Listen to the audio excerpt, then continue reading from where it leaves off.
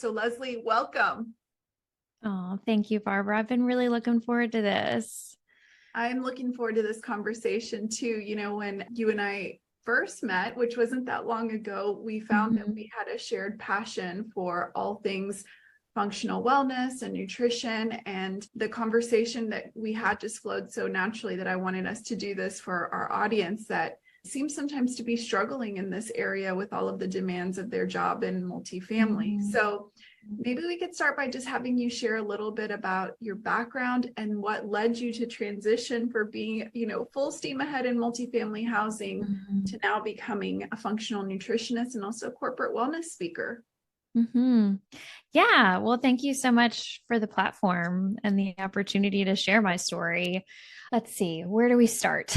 So, back in 2015, 2016, I had quite the wake up call with my health. And, you know, I think many of us make some transitions with our health once we hit that rock bottom or once we have that brick wall hit us, realizing that there really is nothing more important than our health. And the wake up call was really that I could no longer blindly trust the Western medicine health system to care for me and to tell me what's best for me and the quality of and standard of life that I want to experience for my life. And so the reason why I became a nutritionist is through college, I was actually falsely diagnosed with ADHD. And at the time, I was a full time leasing agent.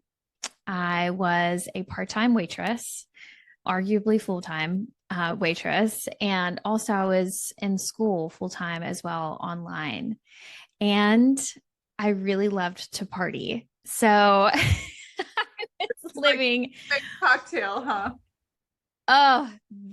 yes. And so I was really struggling with energy. I was really struggling with motivation. I was showing up late to work once things really started to get challenging. And I was really living a lifestyle that was truly just unmanageable. And some of my managers at the time were like, Leslie, I know that you have so much potential in you and I believe in you and I've seen you do your best work before, but what's causing you to show up so tired and like low motivation? And so the recommendation was like go to the doctor. Something's wrong, Leslie. And so I did go to the doctor and I explained that I was very fatigued. I was struggling to focus. I just wasn't operating at my best. And after about a 10-minute conversation, their recommendation was to be put on ADHD medicine. And they diagnosed me then and there with ADHD. And so I got on this medicine. It was quite the strong stimulant. And it enabled me to live this lifestyle that I was trying to uphold, which was working two full-time jobs, in school full-time, partying, trying to have a social life. And after a couple years of functioning or dysfunctioning that way, my nervous system really shut down. And in 2016, 2017, decided to discontinue the medication and was really not made aware that there was going to be some pretty strong withdrawal symptoms from getting off of the medication. And for the first time in my life, I experienced some really, really, really strong symptoms of anxiety, depression, like really lost my flame for life. And I wanted to give up on my career. I wanted to give up on my marriage. I wanted to give up on a lot of things in my life that I knew genuinely deep, deep down. I was like, I love these things. I care about these things. Like these things are so important to me. Why am I all of a sudden like hollow towards the things that I know I love? And after 6 to 9 months, I started to realize that what I was experiencing was actually withdrawal symptoms from the medication.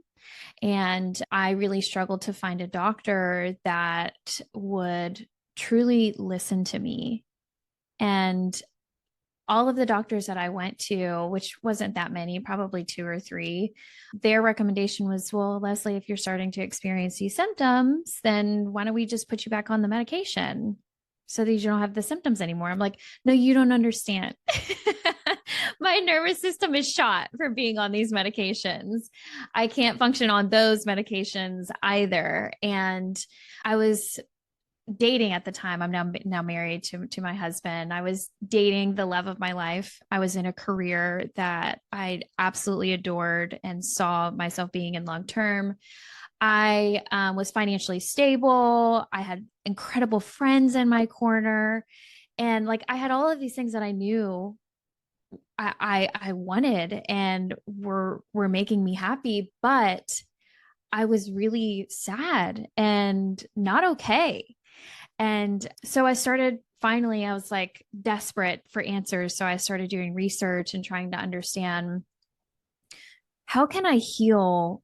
Like, how can I get my fire back? Like, how can I get rid of this anxiety? How can I unload this dark depression? And all of the arrows pointed to all things functional nutrition. It pointed to movement, it pointed to sunlight, hydration, really just everything that creates health and creates homeostasis in the body, supports your brain health and generates energy. And that is when I realized that there was a whole new way of creating and managing your health.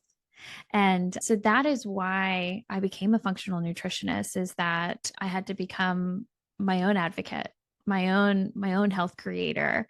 And really, once I discovered the power of these methods of eating whole, real, organic, nutrient dense foods, hydrating, getting quality sleep, getting sunshine, the vibrancy of my life like absolutely bloomed. And I was like, oh my gosh, why am I just now finding out about how powerful these things are?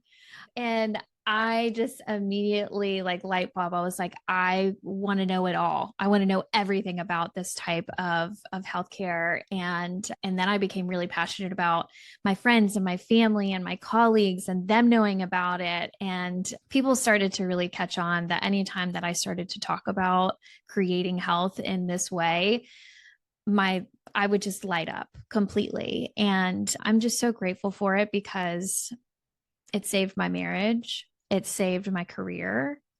It saved my life. And it's the most powerful thing in the world to be able to create your own health. So that's why I got into it.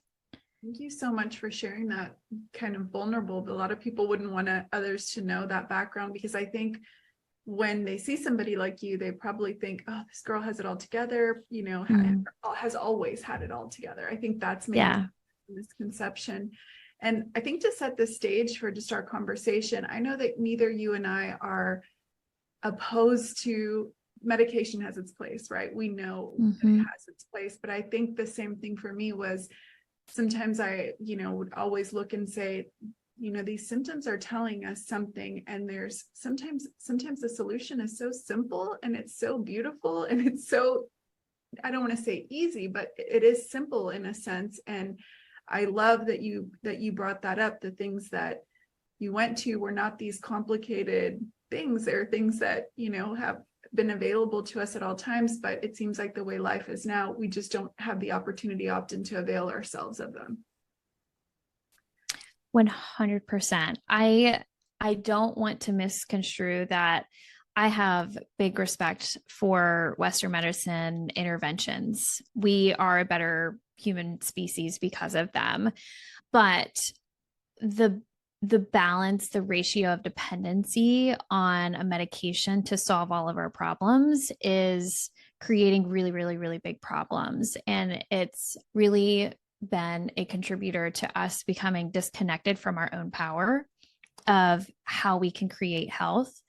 And I really loved how you just mentioned that our body communicates with us via symptoms. And if we are constantly taking things that suppress our symptoms, we're not able to understand what is causing those symptoms.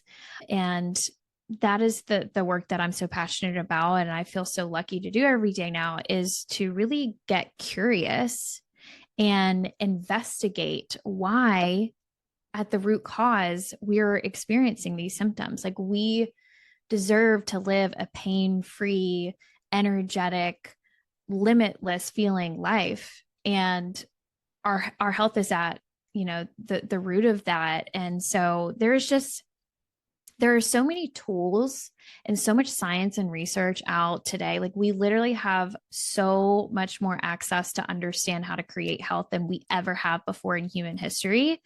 But we are sicker, more tired, more infertile, more disease ridden than we ever have before in human history. And I think that the root cause of that is an imbalance in our connectedness to ourselves and understanding of how powerful we are in influencing our experience with our health.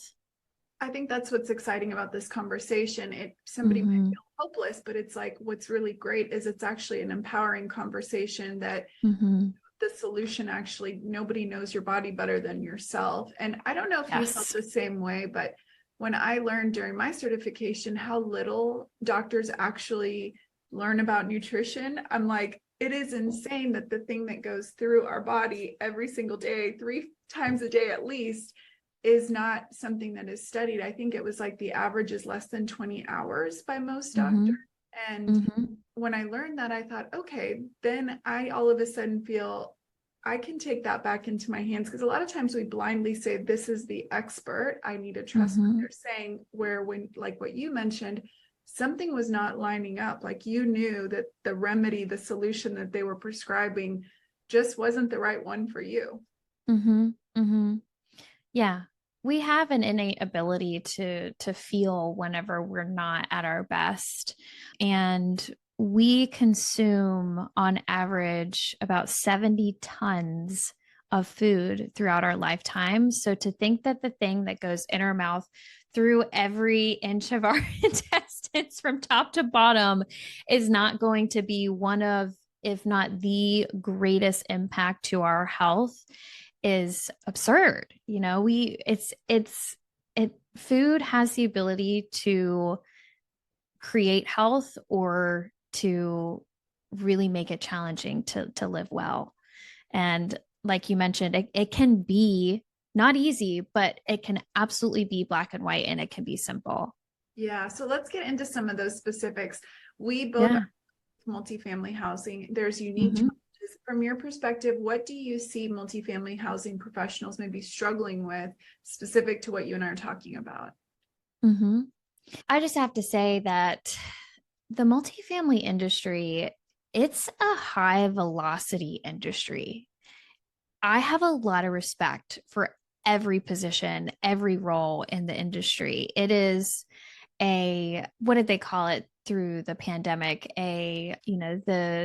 The employment that is absolutely necessary. Like, it's vital to society for us to be able to provide housing and to operate our businesses. And it makes the economy go round. Truly. And where I think that we have challenges is that it is a high velocity industry. It's hard work. It's competitive work. It's highly sought after. So those that have roles in this industry know that they're in a seat that other people are highly desiring. Multifamily is what gave me my entrance out of the service industry, which was really taxing to for me and my health. But it's a highly sought after role. It's competitive, it's high velocity. But I think what is really challenging is that it is a knowledge based role, as in most of the professionals in this industry are very sedentary for 8 hours, 8 to 10 hours a day. And that is just quite literally not how our bodies were designed to function on a daily basis. And so, with the combination of those three things, people are working really, really hard to make sure that their performance is meeting expectations so that they don't lose their job. And it's a very demanding role, although I do want to say that it can absolutely be balanced and it can absolutely be a healthful career with incredible potential. But when it's competitive and it's high velocity, it's charged work and it's knowledge-based work where you're sitting and you're contributing to your career from a knowledge perspective, it can get really sedentary really easily. And it's really dangerous to be very sedentary and to be really doing work that is very mentally demanding but not physically demanding. There can be a real imbalance in your mental load versus your physical load, and how to manage those two synergistically so that it doesn't get out of balance. Yeah, you said it perfectly. I think even bringing it to the on-site teams, I was at a conference last week and I was sitting in a break and two managers were having a conversation in Spanish, and my blonde hair fools them, but I speak Spanish. And so it was kind I of love it. a little bit, and they were just saying how exhausted they were and that their supervisor didn't get it, that last week they didn't take lunch one day because they had to file evictions. They just were short staffed.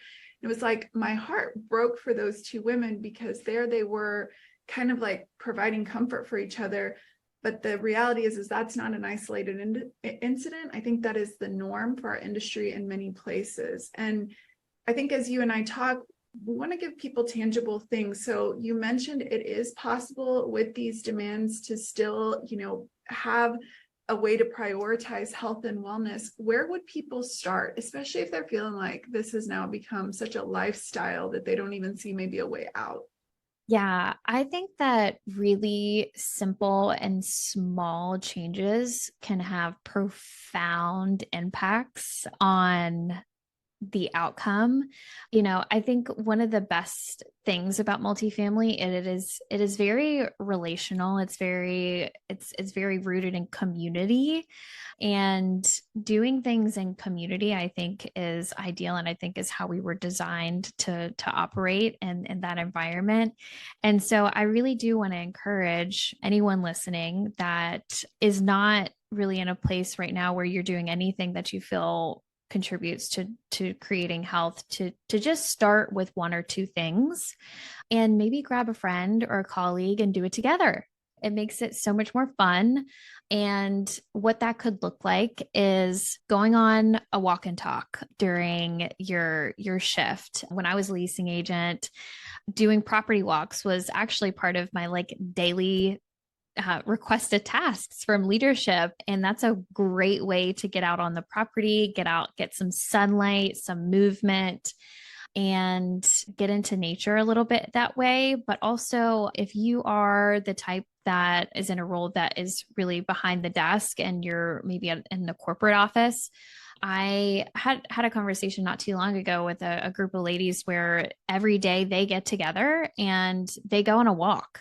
And so they get community, they get socialization that way. Again, sunshine, movement, doing things together.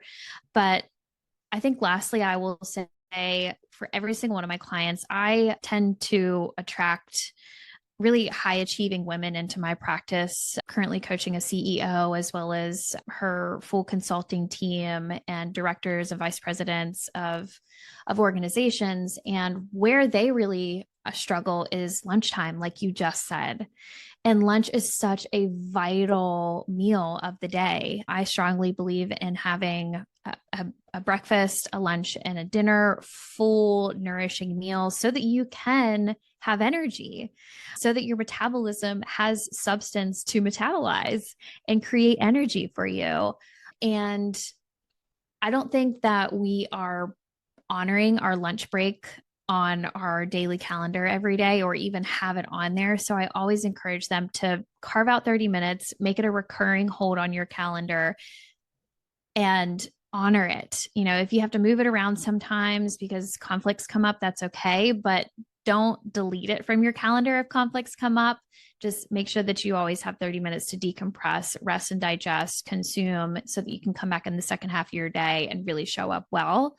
So, and then lastly, I would say, I know that this is a really highly demanding roles across the board, and lunch is one of the hardest ones to make time for. So I would say meal prep your lunch. If you don't meal prep anything else, just meal prep your lunch. Personally, that's what I do. I don't always love eating pre-prepared foods, but I like a fresh breakfast and I like a fresh dinner, but I know that I don't have time to stop and cook and consume and clean every day. So just prep some good lunches. Put that lunch hold on your calendar, get out, get some walks, and get into the sunlight and in community any opportunity that you can.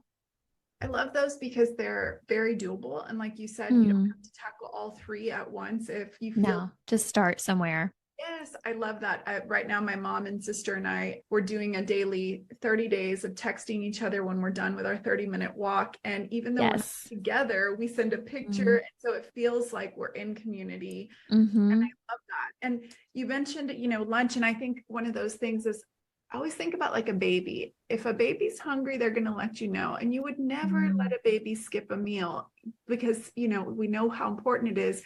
As we get older, and like you said, we're doing this demanding work, our brains they're crying out to us in different ways. It's just if we're listening, or are we kind of punishing it by saying, no, like, let me have another cup of coffee instead of let me take an actual break to have a meal that satiates me and fuels me for the second half of the day.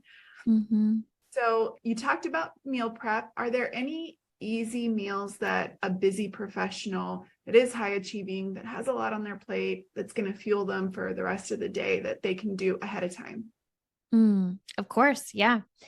So the 5 principles from me on how to create a satiating, nourishing, well-balanced meal is a full portion of protein, fiber, healthy fats, a complex carb, and finally is a pre-probiotic type of a fermented food.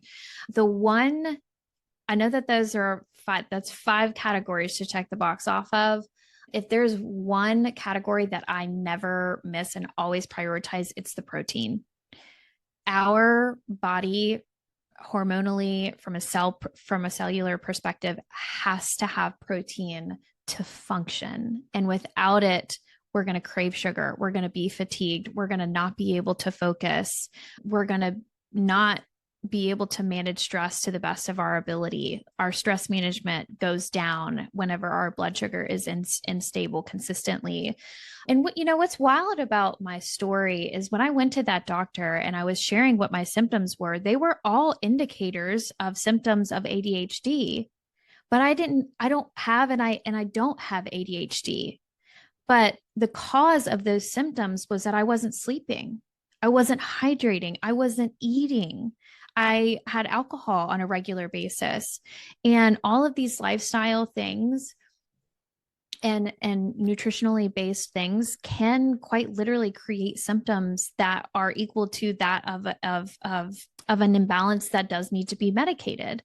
But they can actually be cured and healed just by filling those voids that your lifestyle is creating. So let me circle back though. Did I answer the question?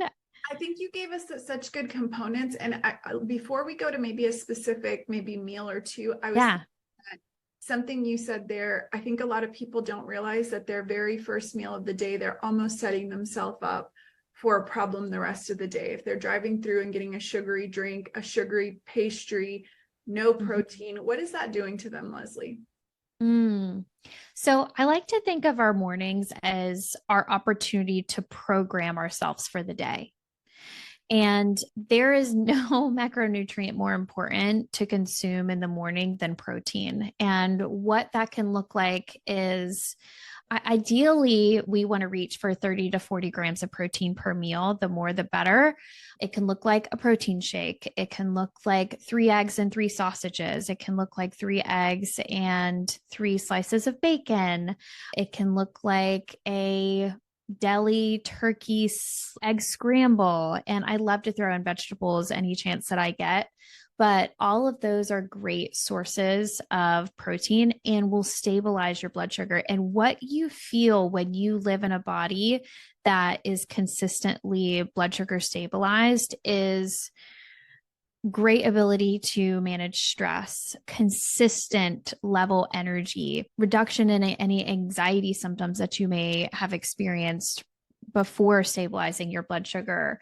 And those are all symptoms that we don't usually correlate to what we eat, but there's nothing that impacts those types of feelings than what you're consuming, when you're consuming them, and how much. But I would say what's most important on top of those three things is that the quality of the food that you are eating is so, so, so vital. And one thing I really wanted to ask you about while we were in this conversation is how your garden is doing, because Don't get me to light up. Like this could take forever. No, my garden's doing good. We've gotten so much rain. So yesterday I got Mhm. a big old bowl of the French green beans. Those are my favorite. And so, and what people sometimes don't realize is something like that out of the garden, like I'm eating those as I'm walking back home, and they taste like the most delicious little snack. So yeah, I am loving. Thank you for remembering my garden. Are you Of gardening course. yourself? Yeah, I actually just planted an herb garden this past weekend, and we're looking to figure out where we're going to source our soil from for a couple of the beds that we just installed.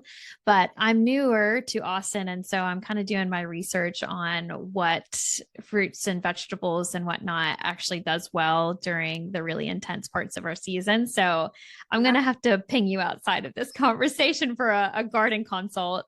We'll do a garden episode one day, because I think I would that love it. it also has benefits of getting outside, getting your hands in the dirt, being in the sun. Yes. So full circle. I Mhm. think it's so good though that you talk about the food and the prepping. A lot of times I hear people say, I just don't have time. And I think something that Mhm. you mentioned is like, I used to say that too. And then I really put a timer. And in the morning, I make my eggs really quick, scrambled, with a little avocado on top. And I'm like, that literally took less than 5 minutes, which would have been when Mhm. I was in the line at Starbucks to go get egg white bites that are actually filled with so much junk. Like, it's so Yeah. funny. Like, when we really put like pen to paper, the food that we can, it doesn't have to be complicated. The food you talked about, it doesn't have to be overly complicated. Mm-mm. For women that hear 3 eggs and 3 pieces of bacon and think, oh, I'm going to gain so much weight. Mm. I know that I used to think that way too. Mhm. What could we say to those women? Because I just want to tell them, like, just try it and see how you feel on it, because I feel like, people ask me that all the time. They're like, like my friends will say, you kind of eat a lot. And I'm like, I do. I eat enough that keeps me full, but I'm not then, picking up a lot of little sugary things in between. Yeah, I absolutely want to just say try it. And the reason I want to say try it is because I know what they'll experience is potentially for the first time ever actually being satisfied. And when I mean satisfied, I mean fulfilled after eating their meal.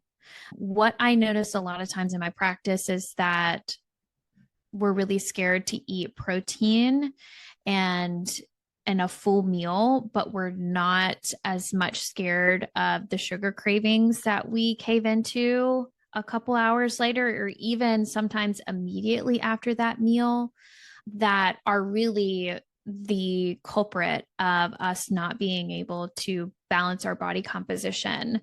Our body needs a very high volume of protein and macronutrients via fruits and vegetables and complex carbs. And I know that a lot of us are really scared of carbs, but carbs are nothing to be scared of. I think that the cadence in which you consume your food can have a really big impact on how your body responds to what you're eating. I recommend to eat your vegetables first, because first of all, that's when your appetite's going to be the highest. That's when your flavor is really hitting well while you're metabolizing your food. If you notice, whenever you finish a meal, when you look at it, like maybe your plate or your food, it doesn't look as good anymore. Like your mouth is not watering anymore. And those first few bites of what you're consuming usually taste the best. So that's when I usually go in on my vegetables, because it's easier for me to get all of those in right at the beginning when I have nice big appetite.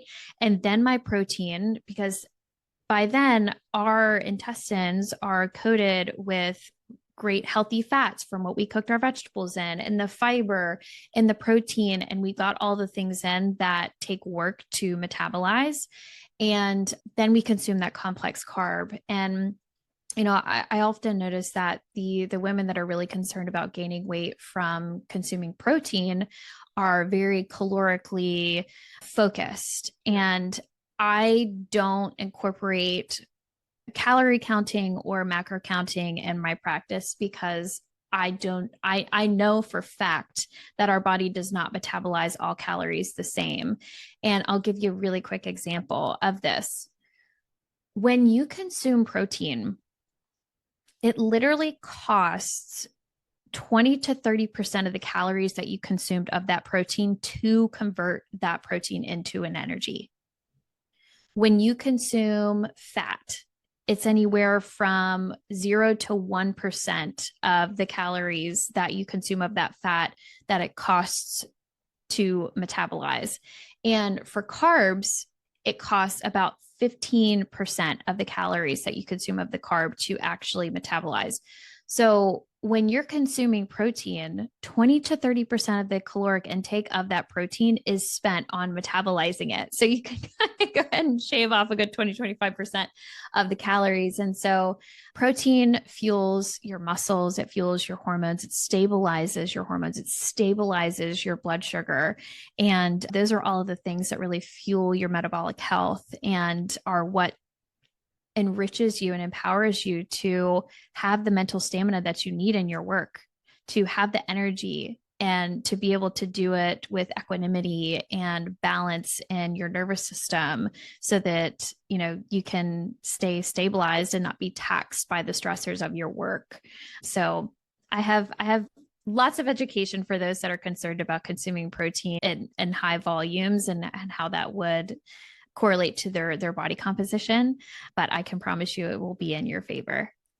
Yeah, I think that's a great kind of way for people to say that's a real simple lever to switching out that morning breakfast pastry for something that is protein rich, and that you'll see, at least I did for myself, is I'm not chasing sugar the rest of the day. If I have something sweet to start all day long, it's never satisfying. And I also have noticed that it's helped my sleep, like, which we all want. So like you mentioned, we're a complex system, and all of these things, when you try to narrow something down to calories in and calories out, especially when you're talking about men versus women, there's so many things that it's like, we're not the same. And I love that we're talking about this. I think for some women, they feel too that there's a lot of stress that they're under. And we talked about how the food plays into it. What other things can they do to manage stress when life kind of throws things at them that they're not expecting? They've meal prepped, they're trying to get there. What else could they do to manage some of that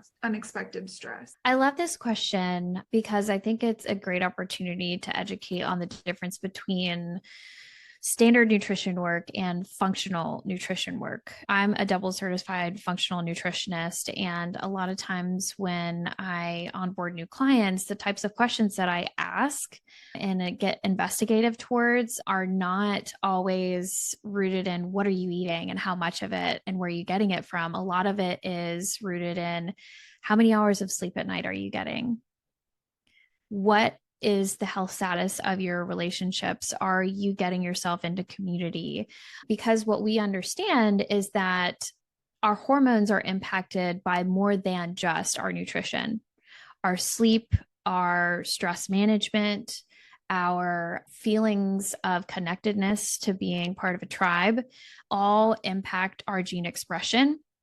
And when it comes to managing stress specifically, first off, I just want to say that stress is a vital part of health. Not all stress is bad stress, and it's okay to have stress in your life.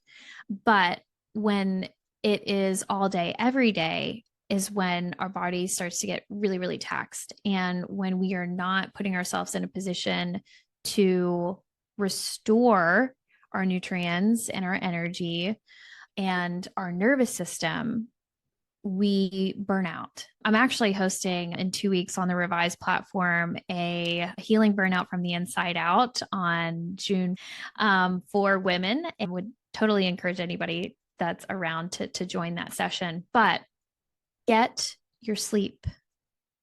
8 to 9 hours of sleep. There is no stronger medicine on it in the world than 8 to 9 hours of sleep. You wake up like And a person, literally. a new person. Yes. And how do we get high quality sleep? It is through having an evening routine. I hear us talk about morning routines all day long, but our morning routine and our ability to execute on that morning routine is 100% dependent upon us having a strong evening routine.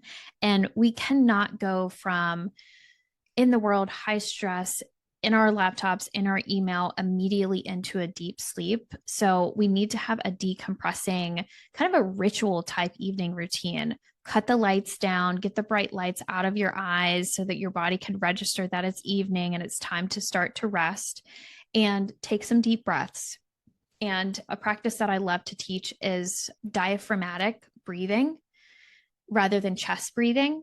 Diaphragmatic breathing helps to activate rest and digest and activate our parasympathetic nervous system, which is the side of our nervous system where we feel safe, we feel grounded. And that is the state of mind that we need to be in to be able to drop into high quality sleep. So if you can just do 4 to 5 deep box breaths of diaphragmatic breathing, and just put your hand on your stomach and make sure that you can feel your stomach and expanding in and out. That's how you can tell that you're breathing in that form. And just do it 5 times. See how you feel. Yeah. After just like 4 or 5 rounds of that, get the screens out. Make sure that you're not eating dinner too late, because if your body's really busy digesting a whole meal, it can impair your sleep. And also I wouldn't recommend doing any high intensity type workouts within 4 to 5 hours of going to sleep. It really can stir up your hormones and get you into an activated state. So there's many things that I think you can do to manage stress levels, but I think first and foremost, the sleep has to be there, and treating your sleep like a sacred practice is life-changing. Yeah, that's so good. And I think the box breathing that you brought up, when you're in property management and you get some really bad news, or you're in that, it's the quickest thing that in 2 minutes of doing the 4 in hold, 4 out hold, that you can immediately feel your nervous system kind of come down. So I think that's a great tool that it's great before sleep, but it's amazing throughout the day as well. Couldn't agree more. Could not agree more. It takes 2 minutes. It takes, sometimes I even joke around and I'll tell my team, that's how we're going to start. Like, we're going to start our meeting with a little bit of that, because it puts us in a better state of mind to problem solve, And I think when people, what they can start to notice is if they are in a stressful situation, one of the quickest things that we do, or not quickest, but most typical, is we hold our breath. Like, we're like as if that's somehow gonna, and it's really the worst thing. So I catch myself doing it all the time, and taking those breaths where it doesn't feel flattering for your belly to get all huge, but it feels so amazing internally that it's totally worth it. It's so worth it. It's worth the time. It's worth the consciousness of just pausing for a minute. And, a pretty consistent challenge that I hear my women share with me when they go to get in bed, they are like minds racing because they haven't stopped at all day long. And it's just like they're processing their day all when they get into bed, because they haven't stopped once. Yeah. They haven't stopped once just to pause and process the day, let things digest mentally, physically, and doing some breath breaks twice a day really creates more space for you to process your day, so that when you get into bed at night, that's not the only opportunity that you have to be alone with your thoughts and processing and trying to organize your day and tomorrow, because we're always worried about tomorrow. It's like could be brought up into consciousness loves to come up at night, but I think it is every time we do that during the day. I feel like all the things you've talked about today, when you wake up and you get sunlight in your eyes and you have a good meal that's feeding yourself well, all of these things are signals. I think for women, we are always worried about taking care of everybody else, but what we don't realize sometimes is every time I commit to doing something for myself, self-care that isn't necessarily getting a pedicure, but it's like the daily little things that tell me like, hey, Barbara, you are important to yourself.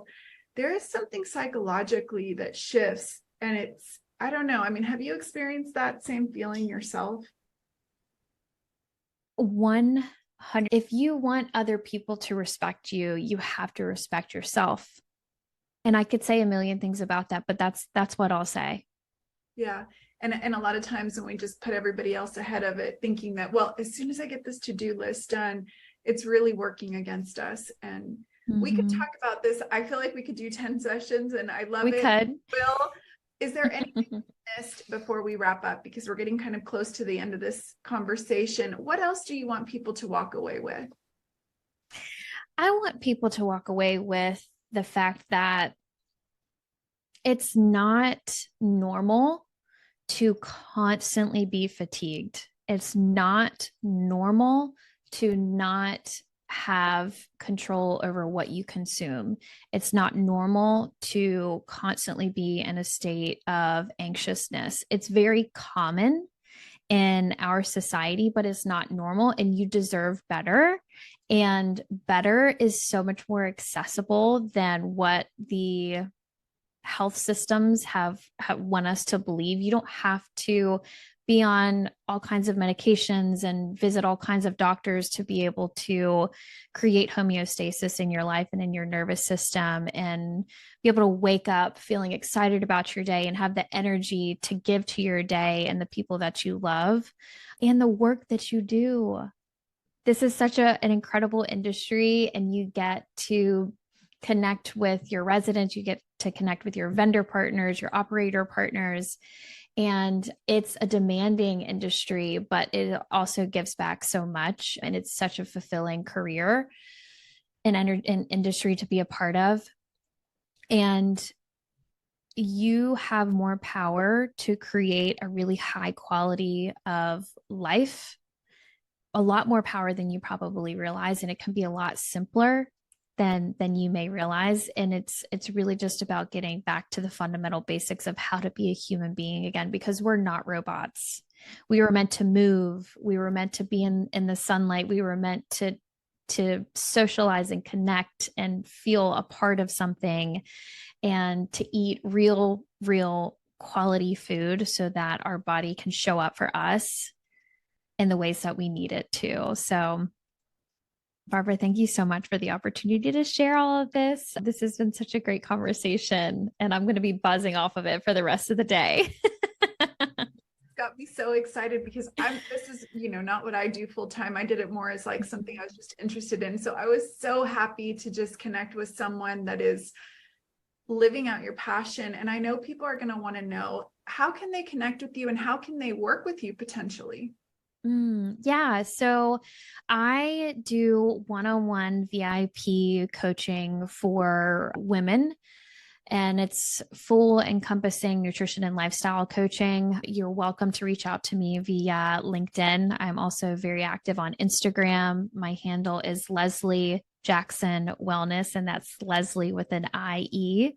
And I also do team nutrition coaching for periods of 3 to 6 months. And I also am a corporate wellness speaker. So I do love to virtually dial in and give some nutrition and lifestyle tips via conferences, meetings, and things of that nature. And my email is leslie@lesliejacksonwellness.com if you're not on LinkedIn, on Instagram. I'm going to make sure to link to everything. And I can attest that you just have an infectious energy. When you work with someone, you want to work with someone that's like living it. And also you can feel that they care about you. And when we were on our walk at the AIM conference, I could feel that the second we went into talking all of these things, it was like we both lit up, but you were just leading that charge. And I just am thankful for you to come and to share with my audience all about your experience and how they can connect with you. Oh, thank you. It was an absolute gift to meet you in the mountains of Napa Valley. And now here we are. And I think that this is just the beginning. So thank you so much. I do too. So guys, I will make sure to link up everything that we talked about today in both the blog and the show notes. And thank you again, Leslie. Of course. So what did you think? Does it feel doable? What is going to be your one takeaway? I know for me, walking has been the absolute biggest game changer in my life. I have walked every day for almost 10 years. I cannot think of a day that I've missed my walk. And I feel like it's my lifeline, it's my therapy. And I also love Leslie's really talking about protein and starting our day off to a good start. Now, this is not medical advice because you all know your body and you've got to try what works for you. But I think it's awesome to hear from different experiences and different experts on different topics, and we can take little pieces and try them for ourselves and see what works. When we feel good and when we're taking care of ourselves, we are so much better primed to take care of those around us. And I know if you're like me, that's a really big deal. We want to take care of those that we love and those that we work with and those that surround us. So I'm excited to bring the energy. I cannot wait to hear what you've decided to implement from Leslie, and make sure that you let me know on Instagram. I'd love to hear on this post, what is it that you're going to take away from this episode?